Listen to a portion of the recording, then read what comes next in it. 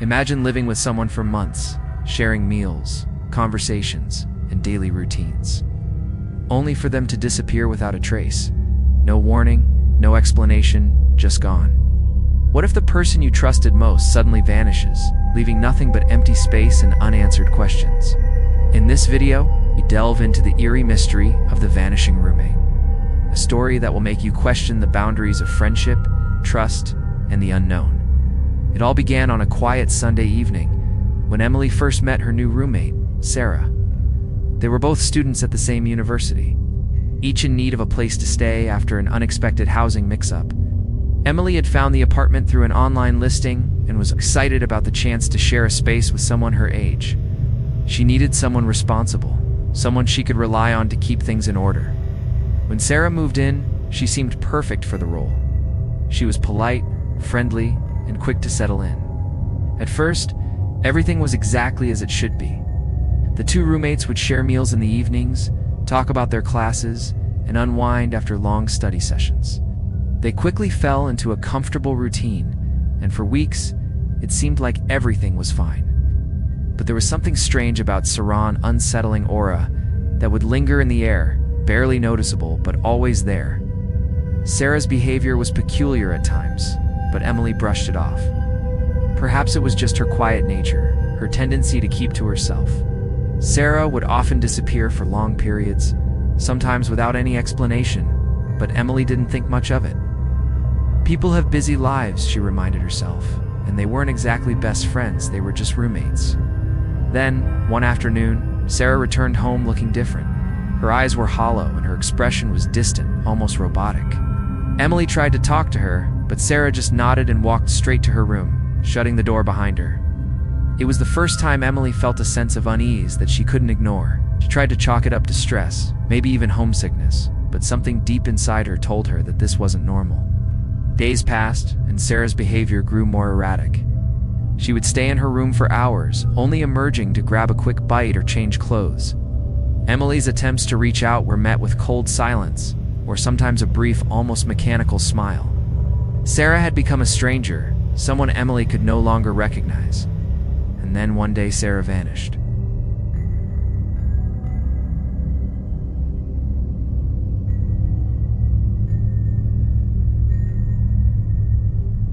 As we venture further into the shadows, the concept of eyes watching from the dark takes on a more disturbing significance. These are indeed just imagined glimmers of light in the corner of your vision, or the distant flicker of a candle flame. No, these eyes belong to something far older, far more dangerous. The darkness is not empty. It's never been empty. Throughout history, cultures across the world have spoken of spirits, creatures, and beings that dwell in the dark, unseen by the naked eye. From the ancient myths of shadowy figures who roam the night to the ghostly apparitions that haunt abandoned buildings. The stories are endless. But the more you listen, the more you realize one thing. These creatures, these beings, are always watching. They have been watching for centuries. The question isn't if these entities exist.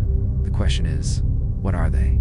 And what happens when they decide to make their presence known? Imagine walking through a dense forest at night. Trees are thick with leaves, their shadows casting long, tangled shapes across the ground. The air smells damp, cool, and thick with mystery. As you move deeper into the forest, you begin to feel the sense of being watched. Every step seems to echo, bouncing off the stillness around you. A rustling of leaves catches your attention. Turn sharply only to find nothing but the shadow of a tree in the moonlight. But you can't shake the feeling. Someone is out there. Someone is waiting, and it's not just in the forests. These unseen watchers are everywhere. In the quiet of your home, when the lights go out, you feel their presence. In the corners of your room, in the dark recesses of your closet, beneath your bed, their eyes are always there, watching, studying, waiting for the perfect moment to reveal themselves. The truth is, our fear of the dark isn't just about what we can't see. It's about what's already there. It's the knowledge that something is lurking, hidden just beyond our reach. And it's not just limited to the natural world.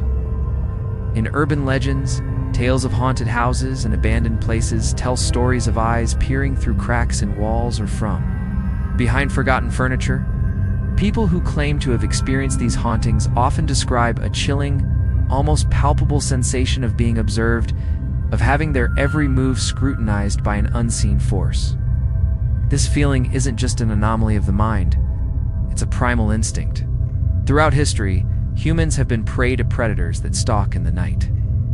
Whether it's wild animals or other humans with ill intent, our ancestors learned to stay alert, constantly aware of the dangers lurking in the shadows. This instinct is still present in us today, and when the darkness falls, it awakens. As much as we try to rationalize the darkness, the truth remains. There is something there. Something not human, watching from the dark. But who or what are these watchers? And why are they so intent on observing us? The next morning, Emily couldn't shake the uneasy feeling that had settled in her chest. Sarah's disappearance wasn't just strange, it was downright unsettling. Determined to get to the bottom of it, she began looking through every single detail of their shared life, trying to piece together anything that might explain where Sarah had gone. Emily started with Sarah's belongings, her clothes, her books, and the small things she'd always left around the apartment. But there was something odd about how Sarah's room felt. Like everything had been carefully placed, as if someone had tidied up before leaving. Emily decided to revisit the apartment's security footage, hoping to catch a glimpse of Sarah leaving. She'd never really thought about it before, but now it seemed like the only place to start. She accessed the building's security system and began sifting through the footage from the past 24 hours. There, on the screen, she saw something that stopped her heart. A figure Sarah had left the apartment, but not in the way Emily had expected. It wasn't the usual rush to grab a coffee or the hurried exit to meet someone. Sarah was walking out calmly, almost as if she were in a trance. Her steps were slow and deliberate, as if she wasn't in a hurry at all. But what struck Emily as even more strange was the person who appeared alongside her, another figure, a shadowy silhouette walking in the background. The footage was grainy, but it was clear enough for Emily to see that someone had been with Sarah when she left, and it wasn't anyone Emily recognized. Her heart raced as she zoomed in on the shadowy figure. Whoever it was, they were wearing a hood, obscuring their face completely. Sarah walked beside them with an eerie calm, as if she were being guided rather than walking on her own. The strange part was, Emily didn't remember Sarah mentioning anyone like this, a person who could just show up and walk her out like that. In a frenzy, Emily checked the timestamp. Sarah had left just after 1 a.m., in the dead of night, when Emily had been asleep. Why hadn't she heard anything? Why hadn't Sarah said goodbye? The questions started flooding her mind, one after another, but the answers seemed to slip further away with each passing moment. Then, Emily remembered something she had brushed off before, a small, old-fashioned key that Sarah had kept hidden in her drawer. Emily had noticed it a few weeks ago, but hadn't thought much of it at the time. It wasn't a key to the apartment, and it wasn't a key to anything Emily recognized. She had assumed it was just some old keepsake. But now, she couldn't help but wonder, had Sarah been keeping secrets? Desperation grew within Emily. She had to know what was behind this. Why was Sarah acting so distant? Why had she left without a trace? It didn't make sense. And then, Emily found something that sent a shiver down her spine inside Sarah's drawer. Hidden beneath a stack of old notes was a journal. It was small, leather-bound, and nearly worn out. Emily hesitated for a moment before flipping it open. The pages were filled with Sarah's handwriting, but the further she read, the more she realized that these weren't just ordinary thoughts. Sarah had written about strange dreams, voices whispering her name in the dark, and a deep sense of fear that had been growing stronger over time. The entries became darker with each page, hinting at some invisible force that Sarah seemed to be terrified of. At first, Emily thought it might just be a product of stress, but then she read a final entry that stopped her in her tracks. It said, "They're coming for me. I have to leave. I can't stay here anymore. I won't be safe until I do." The words made Emily's blood run cold. Sarah hadn't just disappeared, she had run, terrified of something or someone. As the days passed, Emily's mind began to unravel. What had Sarah been hiding from her? The journal had opened a door to a darker reality, one that Emily was reluctant to fully enter. She couldn't even help but feel the weight of the words on the page pressing down on her. "They're coming for me." Who was Sarah talking about? Who was chasing her? Emily's thoughts swirled as she tried to make sense of it all. The the more she thought about it, the more questions arose. Determined to uncover the truth, Emily decided to dig deeper into Sarah's past. She began by searching online for anything that could shed light on Sarah's history. She was cautious, though she didn't want to invade her roommate's privacy. But this wasn't just about curiosity anymore. It was about finding Sarah, about figuring out where she had gone and why. Her search led her to a few old social media accounts, and they're buried in a forgotten corner of Sarah's past. Emily found something shocking. Sarah had once been involved with a small group of people who believed in strange supernatural forces. Emily was taken aback. These were the same people who spoke about visions, dreams, and dark forces that could control lives. It seemed too bizarre to be true, yet the connections were there. Sarah had known them, met them at a spiritual retreat years ago. They called themselves the Watchers, and from the looks of it, Sarah had distanced herself from them after a brief, yet intense, involvement. Emily felt a cold chill run down her spine as she read more. The group's beliefs were unsettling. Talk of waking the sleeping spirits and crossing thresholds into other worlds filled their pages. But one thing caught her attention. The Watchers believed in an ancient ritual to cross over to another dimension, a place where time didn't exist, and those who entered were never the same again. The more she read, the more Emily realized that Sarah's strange behavior might not have been the result of stress or just a personal struggle. It might have been something far more profound and possibly dangerous. Was Sarah trying to escape from these people? Or had she gotten involved with them again, unknowingly putting herself in danger? Emily couldn't help but wonder if Sarah's disappearance was connected to this group. Could it be possible that Sarah had followed them down a path from which there was no return? The unsettling thought crossed her mind. Had Sarah really vanished? Or had she been taken? The night Sarah left, the figure in the security footage had been too familiar for comfort, and that haunting image of someone guiding Sarah like a puppet on strings made her stomach churn. The more Emily thought about it, the clearer it became. Sarah wasn't just missing. She was a part of something much larger, something terrifying that had taken hold of her. Emily knew she had to get answers, but every step she took only led to more questions.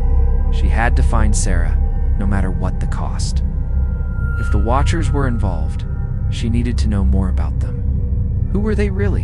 What were they after? Why had Sarah become a part of their world in the first place? But time was running out.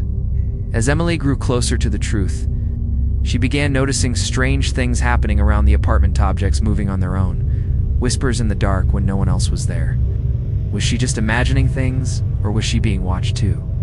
Desperation pushed her to take even greater risks. Emily decided to track down the Watchers. She had to find them, even if it meant confronting the very forces Sarah had been trying to escape.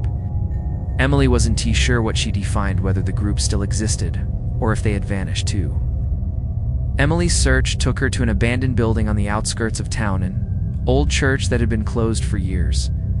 Rumors about the Watchers had been circulating for a while, but nothing concrete ever surfaced. Now, with no other leads, Emily felt her only choice was to confront the possibility that Sarah's disappearance had something to do with this mysterious group. The church stood eerily silent as Emily approached. Stone walls weathered by time, the once grand windows now shattered. It was the perfect place for something sinister to hide in plain sight.